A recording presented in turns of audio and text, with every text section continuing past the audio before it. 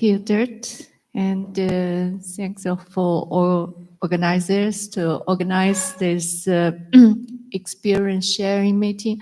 What I want to talk is some of these new initiatives that we have been doing. In fact, this is also inspired by Dirk, who mentioned the electric vehicle to us when he noticed that the use of the electric vehicles in China.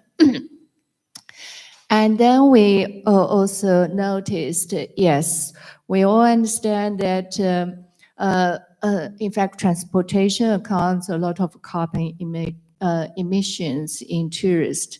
And the most important, after we have worked in tourist monitoring system and with the local government, we also found out that in order to make our monitoring system more relevant to the practice, it's not only those numbers, but also we need to link with some of the actions they are doing in their daily life. So it's a way to change of their behaviors better than only the number.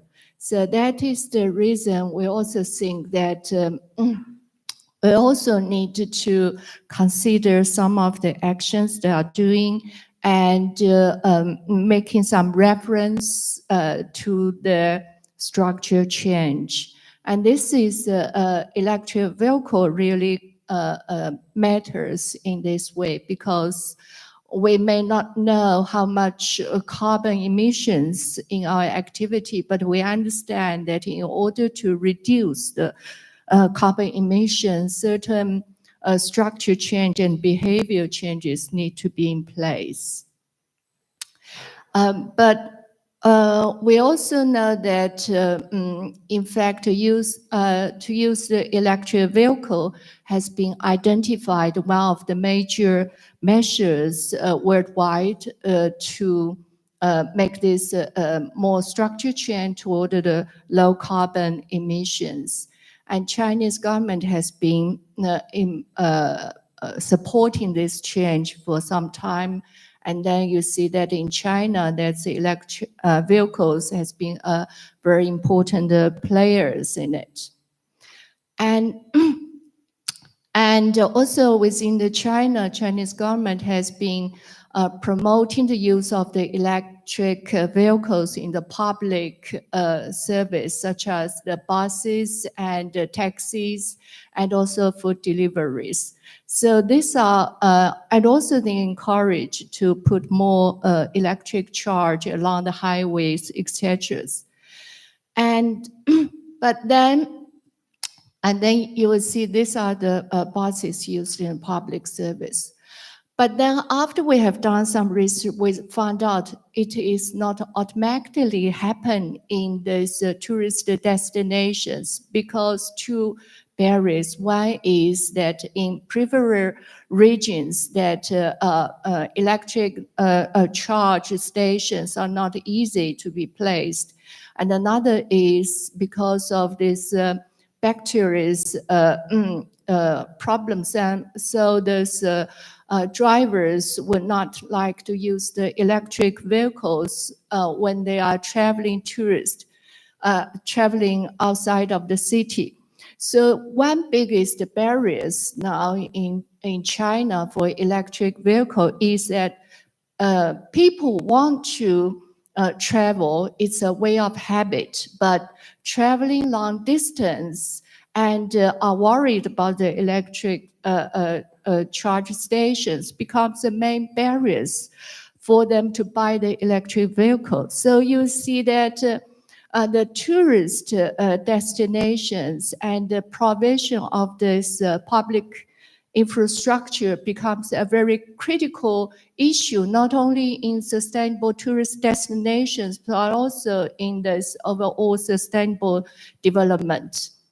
So that's the reason that we think maybe if we can identify some of the indicators, we can really help to make our monitoring report be relevant to these actions and policies, and be helpful. So you see that in China, because of large geographic areas, so the self-drive tourist is very popular.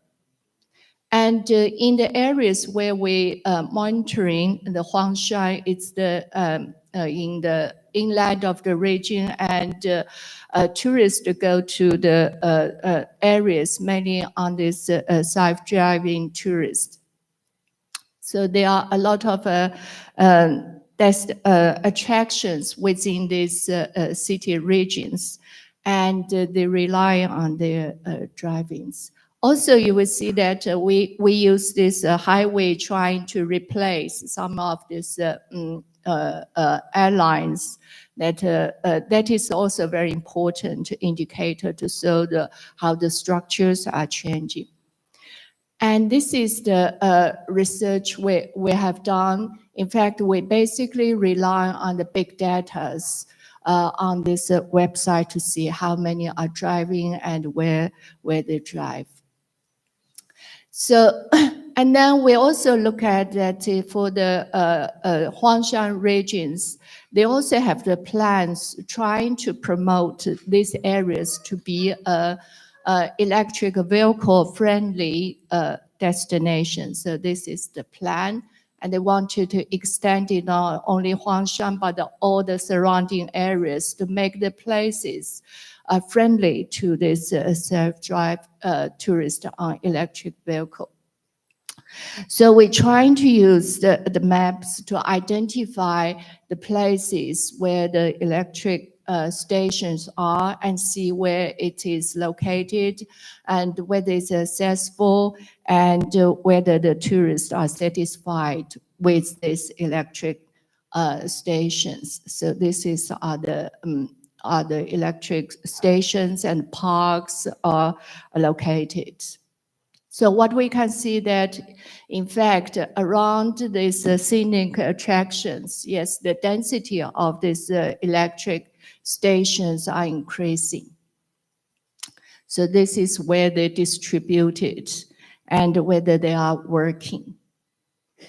And then we also see that the companies will also begin to use the electric vehicles in the group tourist. And they also rely on these electric stations. And another is we try to see whether the tourists are satisfied with this electric station infrastructures. And we see that this is really another kind of a segmented market, because those who are using electric vehicles for tourists, they really want to have the green experience. And when they are on these vehicles, they feel that they can experience more green air, and also the noise is much lower than this diesel engine cars. And also they found they have been doing something good. So this is a very different market from this normal market. But of course, they're still worried about this electric charging stations. Their experience around this the travel is whether they can find out the charging stations and how long will it queue and how many hours it can take. So that's their experience are very different from the normal self-drive tourist. But the overall experience is they are quite happy, they are brave to drive these electric vehicles into the long distance. And then they also put many writings about how they arrange the trip. For every charge, they need to have 40 minutes. So what we recommend to the locals is currently you can use this 40 minutes for other business. Maybe you need to develop some small attractions, trails along these charging stations. When they are waiting for the cars to be charged, they can have more opportunities to understand the surrounding world. So in the meanwhile, we know this is a process. working toward more sustainable and electric vehicle-friendly destinations. But in this process, we also have more opportunities to develop business around these infrastructures to attract these people. So this is what we have been doing, and your comments are welcome.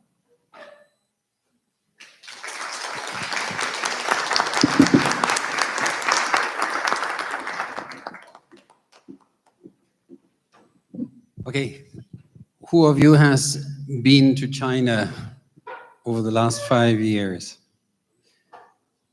Half of you, right? Half of you. That's why I asked you to do the presentation over here. What have you seen there in China? Electric cars, electric motorbikes already for 10 years, quite a standard, no? And electric cars. Yesterday I read the latest statistics, 50% of all new electric cars are sold in China. Yeah, so, and as we know, when we did the study of carbon emissions related to transportation, it's individual traffic, it's cars, domestic tourism, and we know that besides our forecast by 2030, 1.8 billion for the international tourism, and the large part of same-day visitors and domestic tourism, which is nearly 34 billion globally by 2030. And domestic tourism is mainly using cars, yeah, individual traffic. So besides looking at rails, it's interesting, and I hope this presentation gave you an overview how this market, which normally is just seen by do we pay import taxes or not, and that we see what is actually taking place over there and not just since yesterday. Thank you very much, Professor Zhou.